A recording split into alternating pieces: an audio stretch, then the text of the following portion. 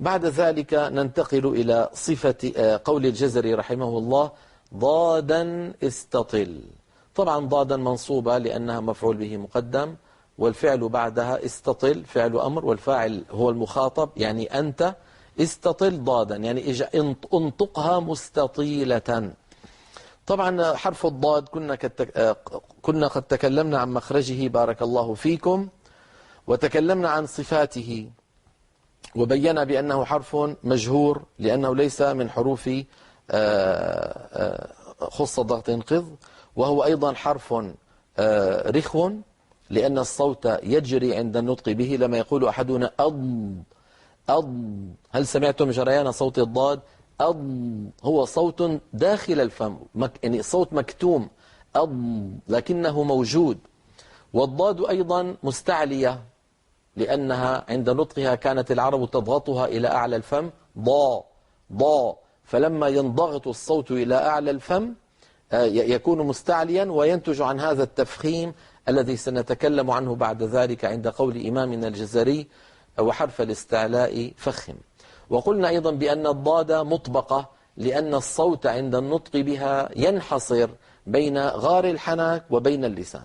هذا غار الحنك سقف الحلق يعني، وهذا اللسان، فانحصار الصوت بين غار الحنك واللسان هو صفة الإطباق.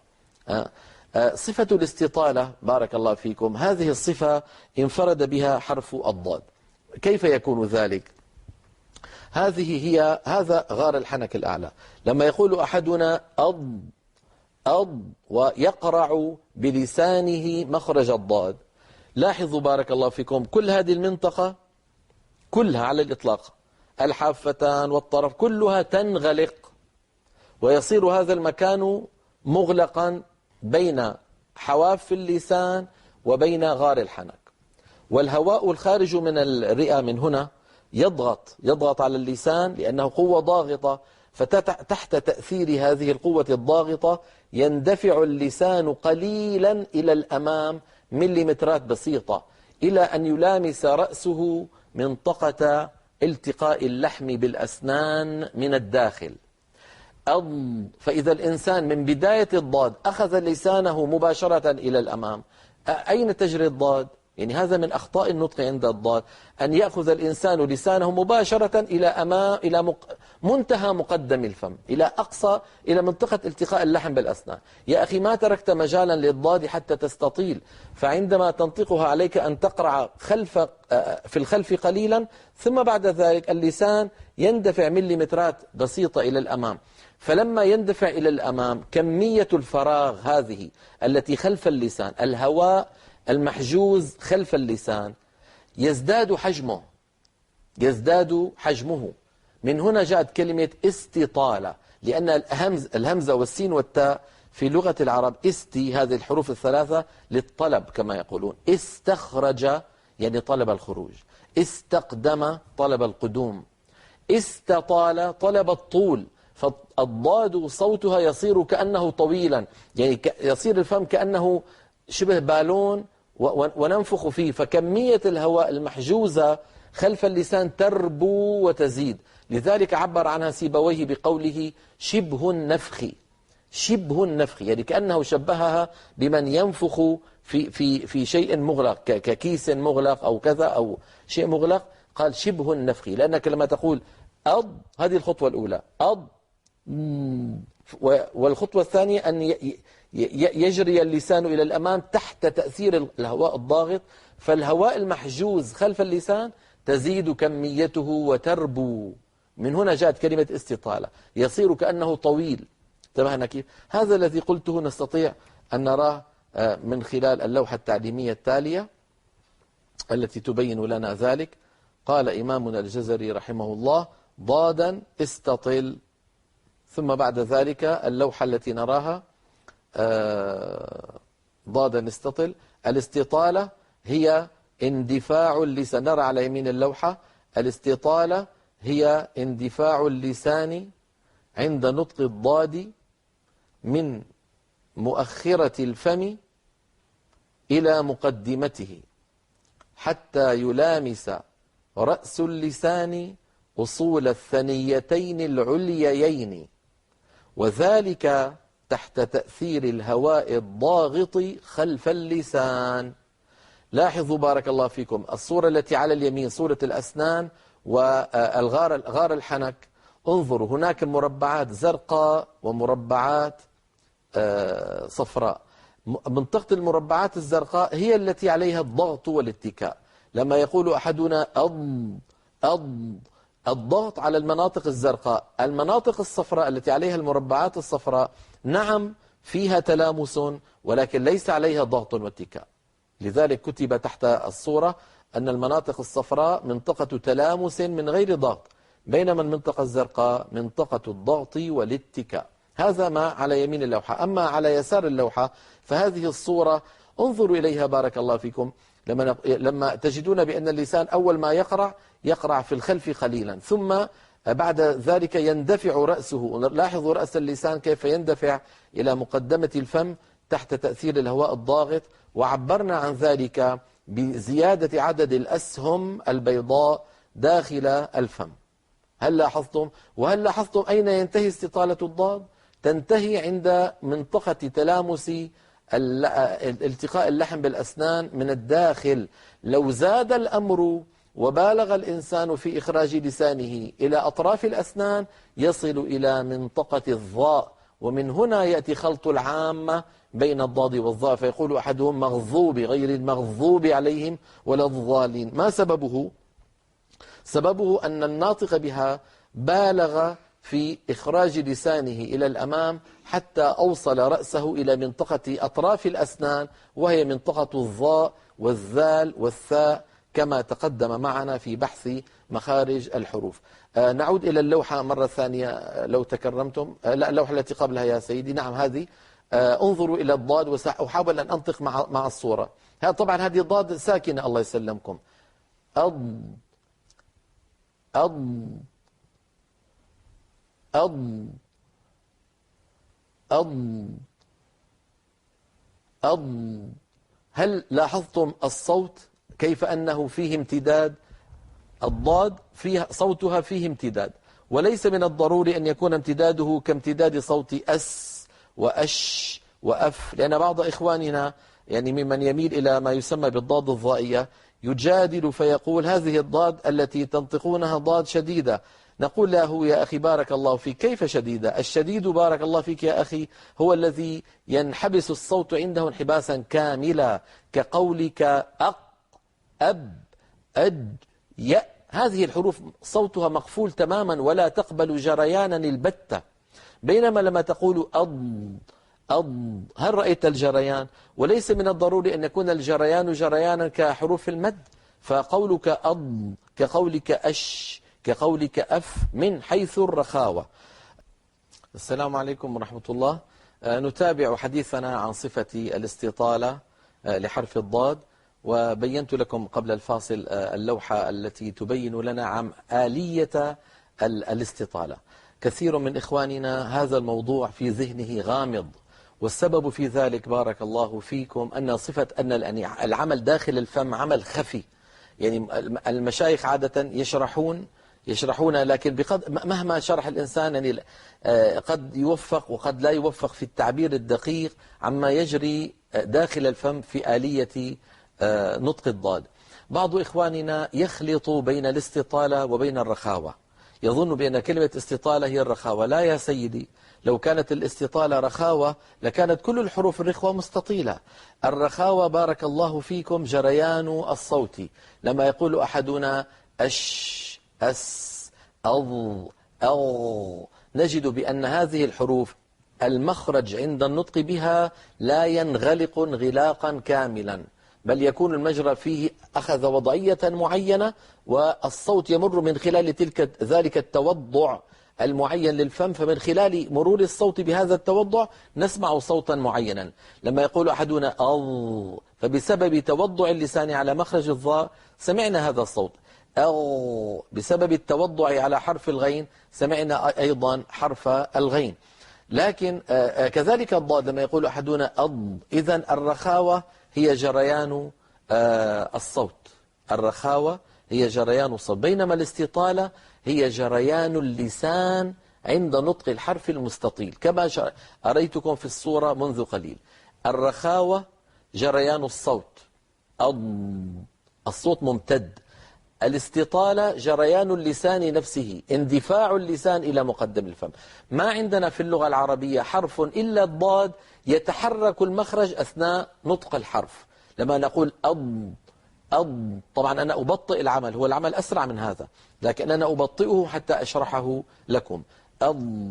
ولا الضاء غير المغضوب عليهم ولا الضالين.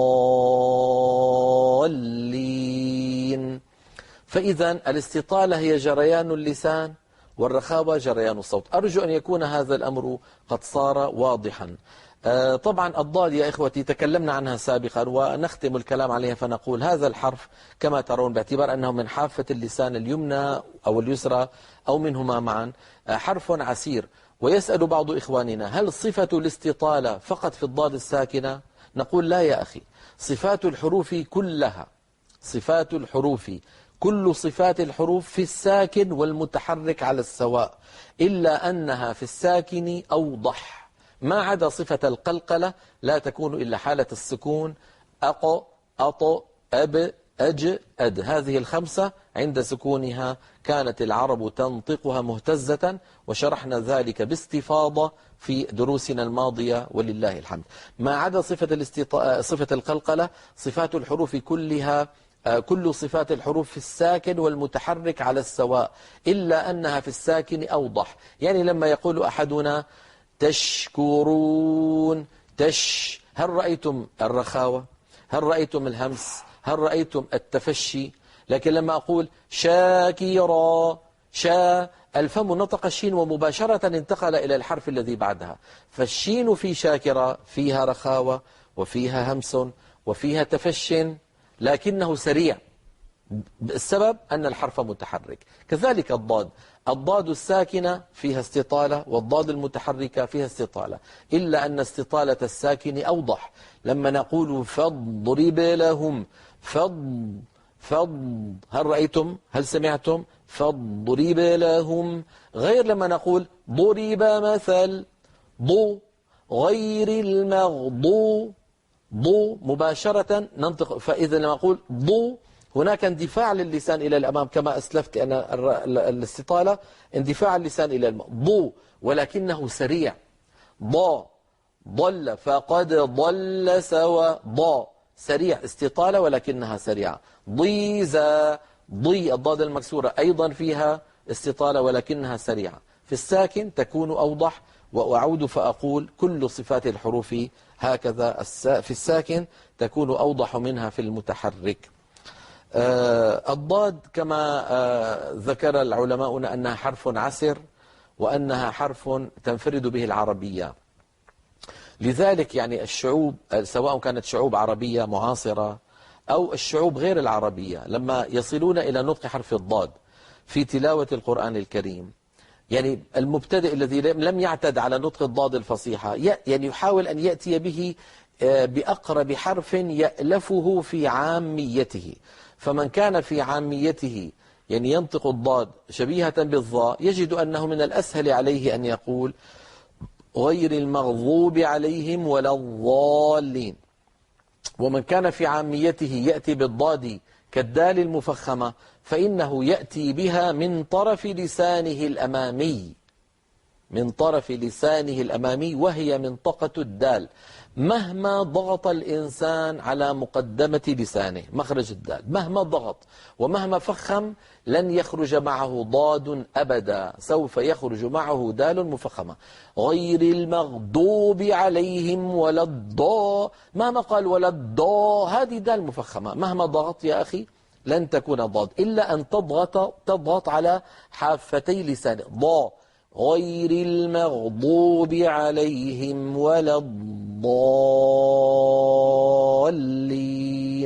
إذن لا تضغط يا أخي الحبيب على طرف لسانك منطقة الدال، هذه فيها مشاركة ولكن ليس عليها ضغط واتكاء. الضغط والاتكاء هنا على الحافتين. بعض الناس في العاميات المعاصرة يجد بأن حرف أظ اسمه هذا الصوت أظ. عند القراء اسمه صاد مشمة زايا، حرف موجود مروي قرآنا في بعض الكلمات من القراءات السبعة، مثل يصدفون، اهدنا الصراط المستقيم، ومن أصدق من الله حديثا. بعض العرب كان ينطق هكذا، وهذا الصوت الذي نطقته أمامكم يسميه القراء صاد مشمة زايا.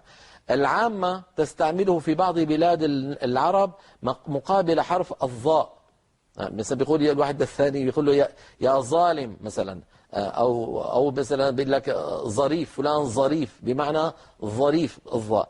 بعض الشعوب الأعجمية يستخدمون هذا الصوت مقابل الضاد. بعض الشعوب المسلمة من غير العرب يجدون هذا الصوت أسهل عليهم لعدم اعتيادهم على الضاد، فيقول أحدهم غير المغضوب عليهم ولا الضالين. هذا طبعا غير صحيح. وأعود فأقول علينا عندما نقرأ القرآن أن نحاكي نطق العرب في زمن النبوة. كيف كانت العرب في زمن النبوة تنطق الضاد؟ نقلدهم، لأن القرآن أنزل بلسانهم هم ولغتهم هم، لا بلساننا نحن أهل القرن 21.